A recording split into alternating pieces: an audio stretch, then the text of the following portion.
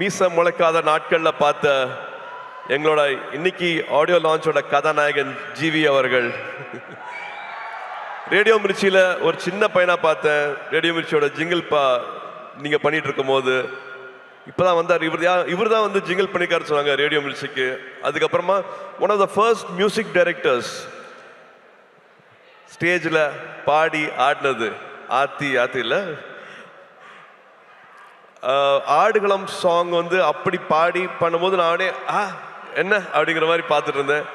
அதுலேருந்து பல journeys with him and சூரரை போற்று படம் வந்து முக்கியமான படம்.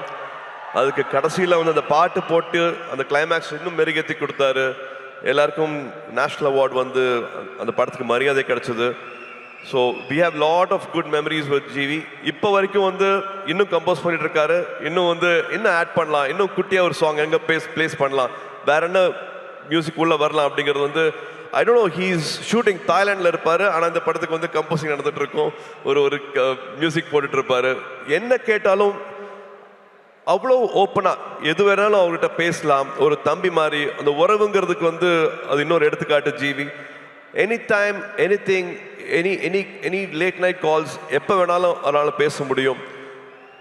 Always things good for me sir. இந்த படம் பண்ணுங்க சார், இந்த டேரக்டர் கூட ஒர்க் பண்ணுங்க சார், இதை பண்ணுங்க சார் அப்படின்ட்டு ஒரு எக்ஸ்ட்ரா கேர் வந்து வச்சுட்டே இருப்பார். GV, thank you for this love, thank you for this unconditional love, means a lot, and thank you for this beautiful film.